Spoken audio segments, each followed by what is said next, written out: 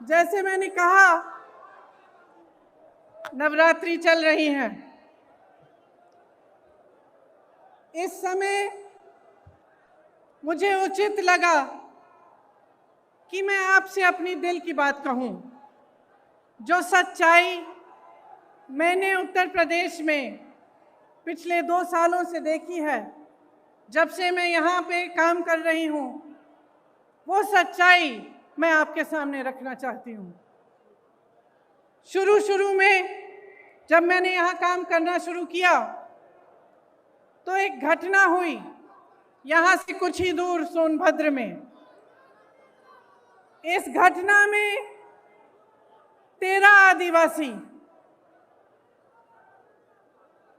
खेत में काम कर रहे थे। जब पुलिस प्रशासन की सहमति से कुछ लोग उनकी जमीन लेने की कोशिश कर रहे थे, वो लोग आए, ट्रैक्टर जीप लेके आए और उन्होंने मारपीट की, गोली चलाई और 13 आदिवासियों को शहीद किया। सोनभद्र में नरसंहार हुआ। जब मैं उनसे मिलने गई तो मेरे मन में एक बात बहुत स्पष्ट मुझे लगी।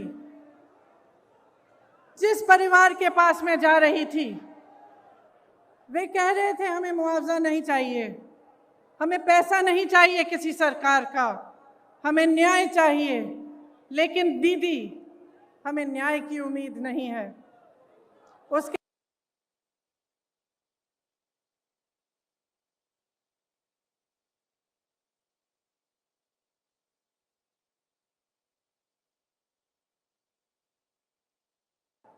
उनके पिताजी ने मुझसे कहा कि उनको घर के बाहर निकालकर उन्हें पीटा गया था, उनके बच्चों को धमकाया गया था, उनकी 9 साल की एक पोती को धमकाया गया था, लेकिन उनको न्याय की कोई उम्मीद नहीं थी। वे सिर्फ न्याय चाहते थे, लेकिन न्याय की उम्मीद नहीं थी उन्हें। उन मामलों में भी भाजपा के एक पूर्व विधायक, भाजपा के एक प्रधान के बेटे, भाजपा के एक कार्यकर्ता, तीनों मामलों में वे इन्वॉल्व थे। उसके बाद कोरोना हुआ। कोरोना के समय जहां जहां से रिपोर्ट आई, वहां से वही रिपोर्ट आई कि जनता त्रस्त है, परेशान है और सरकार मदद के बजाय आक्रामक हो गई है। जो भी सुविधाएं थी, अगर कोई कहता था कि मेरे पास सुविधा नहीं है, मेरे पास ऑक्सीजन नहीं है, कोई अस्पताल ने कह दिया कि ऑक्सीजन खत्म हो रहा है, तो सरकार उन पर आक्रमण कर रही थी। उनको न्याय की उम्मीद नहीं थी, उनको ये उम्मीद नहीं थी कि ये सरकार संकट के समय उनकी मदद करेगी। उसके बाद हाथरस का हादसा हुआ, जिसमें आप सब ने देखा कि सरकार ने अपराधियों पर आक्रमण नहीं किया, सरकार ने अपराधियों को नहीं रोका, सरकार ने परिवार के सदस्यों को अपनी बेटी को की चिता जलाने से रोका। उनको ले भी नहीं गए साथ, पुलिस प्रशासन ने चिता जला दी। उस परिवार ने भी मुझे कहा कि दीदी, हमको न्याय चाहिए, लेकिन न्याय की हम उम्मीद नहीं रख सकते। आज लखीमपुर खेरी में जो हुआ, पिछले हफ्ते से हम देख रहे हैं। इस देश के गृह राज्य मंत्री के बेटे ने अपनी गाड़ी के नीचे, अपनी जीप के नीचे 6 किसानों को निर्ममता से कुचल दिया और सब परिवार, 6 के 6 परिवार ये कहते हैं कि हमें पैसे नहीं चाहिए, हमें मुआवजा नहीं चाहिए, हमें न्याय चाहिए। लेकिन हमें न्याय दिलवाने वाला इस सरकार में हमें नहीं दिख रहा है। आपने देखा कि सरकार पूरी तरह से उस मंत्री और उस मंत्री के बेटे के बचत में लगी रही। पुलिस और प्रशासन विपक्ष के नेताओं को रोकने में लगी थी, जब मैंने रात में वहां जाने की कोशिश की तब हर सड़क पे पुलिस थी, मुझे रोकने की कोशिश की, तमाम पुलिस के घेरे थे, नाकाबंदियां थी। जो परिवार है, पीड़ित परिवार है, उनके घरों में उन्हें नजरबंद किया गया, लेकिन अपराधी को पकड़ने के लिए एक भी पुलिस वाला नहीं निकला। अपराधी के घर में उन्होंने निमंत्रण भेजा कि आप आकर हमसे बात करिए। आपने किसी भी देश में, दुनिया के किसी भी देश में या इस देश के इतिहास में आपने कभी ऐसा देखा है कि एक आदमी 6 किसानों को कुचल दे, 6 लोगों की हत्या कर दे और उसको पुलिस निमंत्रण दे रही है कि आइए हमसे बात करिए? आपने कहीं ये देखा है? बताइए।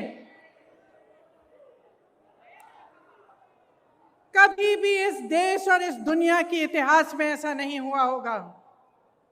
यहाँ के मुख्यमंत्री मंच पे बैठे हुए उस मंत्री का बचाव कर रहे हैं जिसके बेटे ने ऐसा काम किया है।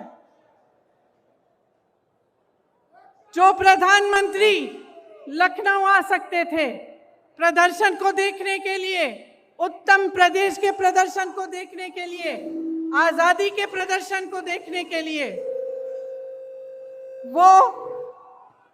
वो 2 घंटे की दूरी पर लखीमपुर खीरी नहीं जा सकते थे उन किसानों के हाथ पकड़ने के लिए, उनके आंसू पोंछने के लिए। ये आजादी किसने दी?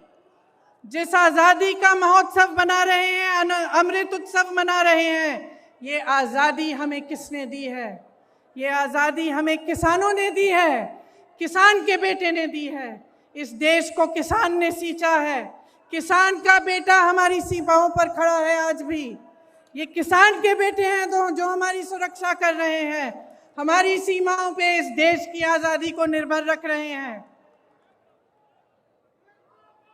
ये देश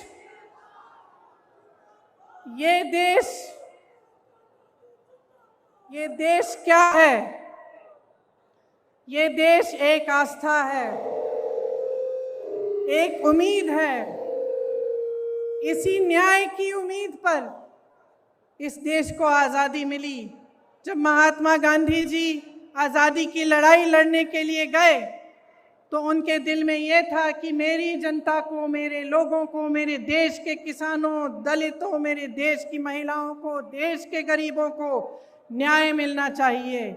न्याय पर हमारा संविधान आधारित है, लेकिन इस देश में न्याय की उम्मीद सब छोड़ चुके हैं। तो मैं आपसे कहना चाहती हूं कि जब लखीमपुर खीरी में मैं शहीद नक्षत्र सिंह जी के घर गई, उन्होंने मुझे बताया कि उनका बेटा सीमा सुरक्षा बल में दाखिल हुआ है। जब मैं अगले परिवार से मिलने गई तो मुझे बताया गया कि उनके तमाम भाई बहन सेना में देश की सुरक्षा करते हैं। जब मैं रमन कश्यप पत्रकार के घर गई, मुझे बताया गया कि उनको काम करते करते मारा गया, उनको जीप के नीचे कुचला गया क्योंकि वो वीडियो ले रहे थे, सच्चाई दिखाना चाह रहे थे। सारे परिवारों ने यही कहा कि हमें न्याय मिलने की उम्मीद नहीं है। तो अगर हमारे देश में कोई कुचला जाता है, किसी के प्रति हिंसा होती है, किसी पर अत्याचार होता है और उसको न्याय मिलने की उम्मीद नहीं होती, तो किसके पास जाएगा? अगर सरकार, मुख्यमंत्री, प्रधानमंत्री, गृह राज्य मंत्री, विधायक सभी मिले हुए हैं, सभी अपनी पीठ मोड़ देते हैं उनकी तरफ, तो किसके पास जाए जनता और क्या करे? आप जानते हैं कि किसान ने 9-10 महीनों से एक आंदोलन जारी रखा है। 300 दिन से अधिक ये आंदोलन चला है। इसमें 600 से अधिक किसान शहीद हुए हैं। क्यों कर रहे हैं ये आंदोलन?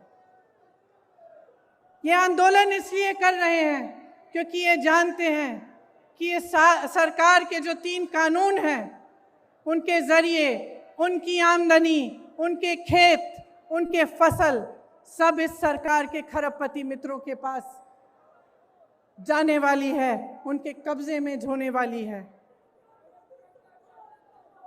मोदी जी के अरबपति मित्रों ने पिछले साल हिमाचल से सेब 88 रुपए किलो में खरीदा था।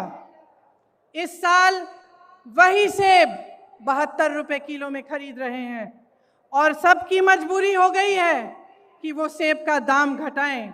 किसान की लागत बढ़ गई है, क्योंकि फसल की कीमत तय करने का फैसला अब खरबपति कर रहे हैं।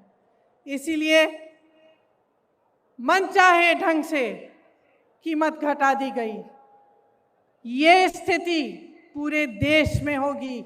जब इनके कानून लागू होंगे तो आपकी खेती, आपके फसल सब आपसे छीना जाएगा।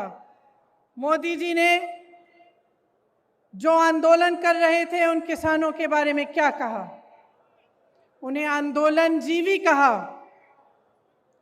आतंकी कहा, योगी जी ने उपद्रवी कहा, धमकाने की कोशिश की।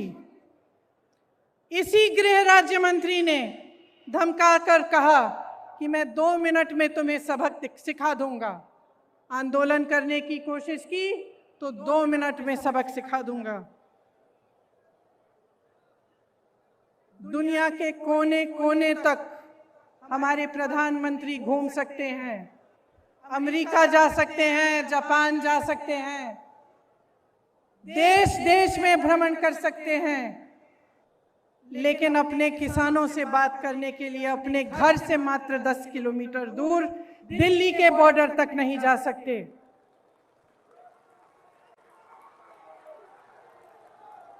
अपने आप को गंगा पुत्र कहने वाले हमारे प्रधानमंत्री ने गंगा मैया के आशीर्वाद से खेतों में फसल लहलहाने वाले करोड़ों गंगा पुत्रों का अपमान किया है। उनकी पूरी आमदनी, उनकी खेती, उनके फसल अपने खरबपति मित्रों को देने की साजिश की है। क्या वो जानते हैं कि आपके प्रदेश में किसान कितनी समस्याओं से जूझ रहा है? क्या वो जानते हैं कि आवारा पशु की कितनी बड़ी समस्या है यहाँ? क्या रात को आपकी सड़कों पे उन्होंने चल के देखा है कि हर किलोमीटर, हर आधे किलोमीटर पे आवारा पशु बैठे हुए हैं? मैंने देखा है, मैंने देखा है।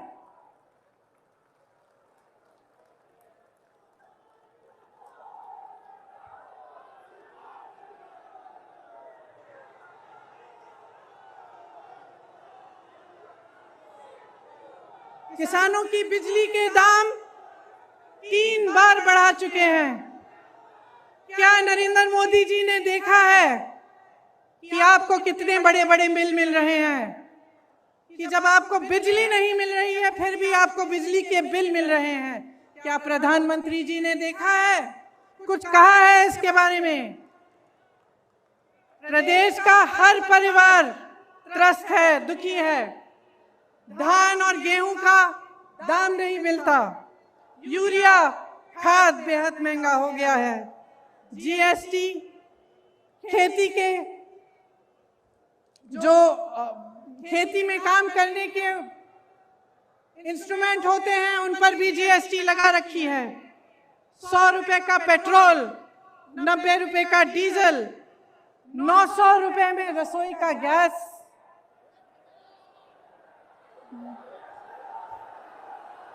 1000 आज 1000 रुपए में रसोई का गैस। 23 करोड़ लोग गरीबी रेखा से नीचे चले गए हैं। कोयला खत्म हो रहा है। बेरोजगारी चरम पे है। जहां जहां जाओ बेरोजगार युवा मिलते हैं। परसों मैं लखनऊ की एक बस्ती में गई। मैं इसलिए गई थी क्योंकि योगी जी ने एक ऐसे शब्द इस्तेमाल किए सफाई कर्मचारियों के प्रति, मेरी बहनों के प्रति, जो रोज सुबह अपने घर में झाड़ू मारती हैं, जो सफाई करते हैं, हमारे देश हमारी शहरों को साफ रखते हैं, उनके प्रति उन्होंने अपशब्द कहे। तो मैं एक बस्ती में गई वाल्मीकि मंदिर में झाड़ू लगाने के लिए और उन सब से बात करने के लिए जो इस काम को अपनी आमदनी के लिए, अपने बच्चों को पढ़ाने के लिए करते हैं। उन सब ने मुझे बताया, मैं घर गई, घर गई, एक घर से दूसरे घर गई, हर घर में मुझे बताया, अपने युवा बच्चे मेरे सामने लाए, किसी ने एमए किया था, किसी ने बीए किया था, किसी ने आईटीआई किया था, किसी के पास नौकरी नहीं थी, किसी एक का रोजगार नहीं था, और जो रोजगार कर रहे थे, जो सफाई कर्मचारी थे, उनका वेतन महीनों से नहीं बढ़ाया गया था। दुखी है जनता, त्रस्त है, नाराज भी है, और नाराज होना चाहिए, क्योंकि जिस समय आप इन परेशानियों से गुजर रहे हैं, आप संघर्ष कर रहे हैं, उसी समय प्रधानमंत्री जी के खरबपति मित्र करोड़ों रुपए कमा रहे हैं, 1000 करोड़ रुपए से ज्यादा दिन में कमाते हैं, और आपकी आमदनी एकदम बंद है। कोरोना के समय तमाम छोटे बिजनेस, छोटे व्यापारी, तमाम लोगों को अपने काम बंद करने पड़े, अपनी दुकानें बंद करनी पड़ी, अपने व्यापार बंद करने पड़े। क्या सरकार ने कोई राहत दी? कोई राहत नहीं मिली, सिर्फ आपको प्रताड़ित किया। कभी जीएसटी, कभी नोटबंदी, कभी कुछ और। सब देशों में, इस पूरी दुनिया में, सब देशों में जहां जहां कोरोना की मार पड़ी, सरकार ने राहत दी, लेकिन आपको कोई राहत नहीं मिली। देश के हवाई अड्डों, देश की रेलवे, तमाम पीएसयू इनके खरबपति मित्रों को सौंपी गई हैं। आपको मालूम नहीं होगा शायद, प्रधानमंत्री जी ने पिछले साल अपने लिए 2 हवाई जहाज खरीदे। आप बताइए कितने के हो सकते हैं ये हवाई जहाज? सब मालूम है, सब पता है। एक हवाई जहाज 8000 करोड़ का था। 2 हवाई जहाज खरीदे, कितने के? और इस देश की पूरी एयर इंडिया कितने में बेची? अपने खरबपति मित्रों को कितने में बेची? 18,000 करोड़ में बेची। 2 हवाई जहाज अपने लिए खरीदे 16,000 करोड़ के। इस देश की एयर इंडिया को 18,000 करोड़ के लिए अपने दोस्तों को बेच दी। देखिए, समझ लीजिए,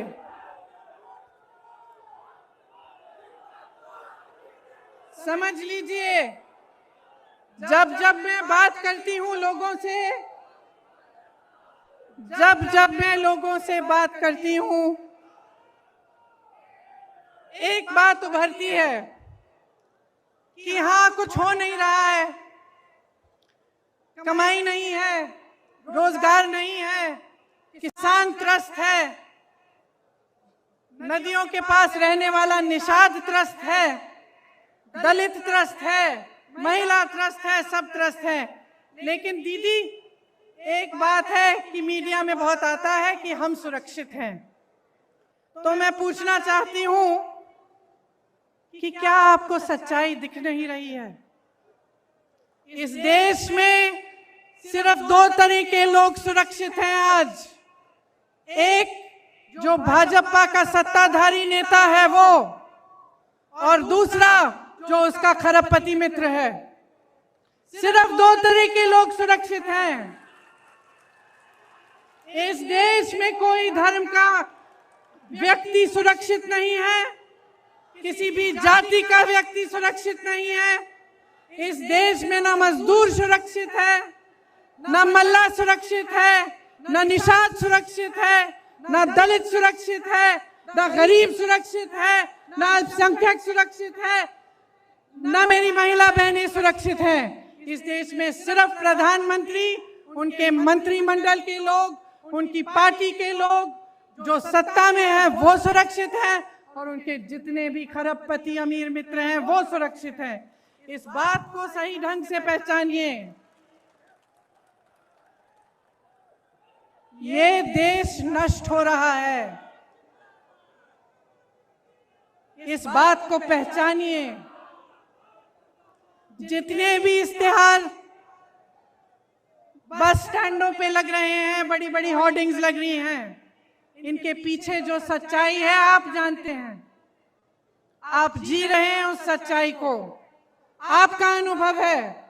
आप बताइए, आपको फसल का दाम मिलता है? गैस सिलेंडर मिलता है आपको? भर पाती हैं आप? आपके बच्चों को रोजगार मिलता है? तो सच्चाई क्या है? और इस सच्चाई को बोलने से लोग डर क्यों रहे हैं? किस चीज से भय है? क्या हो जाएगा? समय आ गया है, चुनाव की बात नहीं है, अब देश की बात है।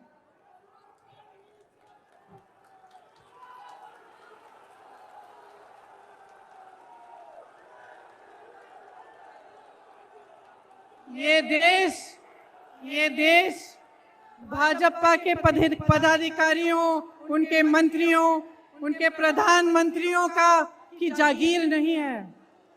ये देश आपका देश है, आपका देश है। इस देश को कौन बचाएगा? कौन बचाएगा इस देश को?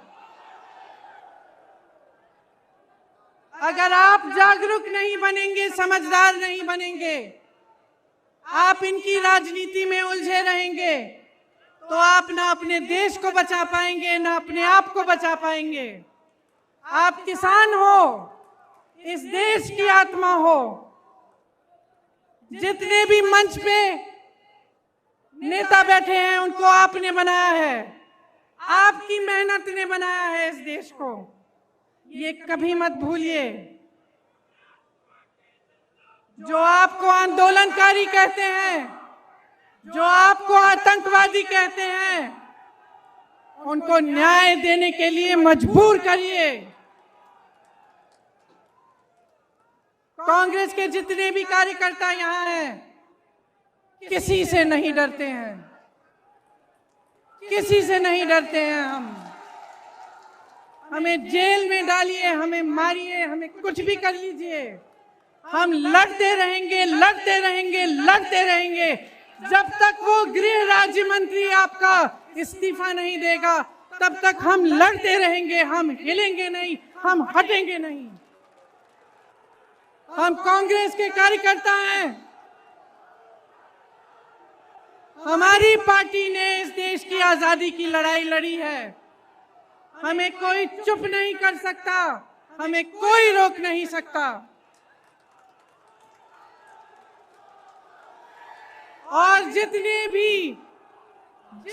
भी लोग मेरी बातों को सुन रहे हैं, चाहे आप यहां मौजूद हैं, चाहे आप टीवी पे देख रहे हैं, अपने अंतर्मन में झांकिए, अपने अंतर्मन में झांकिए और अपने आप से सिर्फ एक सवाल पूछिए, सिर्फ एक सवाल पूछिए कि जब से ये सरकार आई है, इन पिछले 7 सालों में क्या आपके जीवन में तरक्की आई है कि नहीं?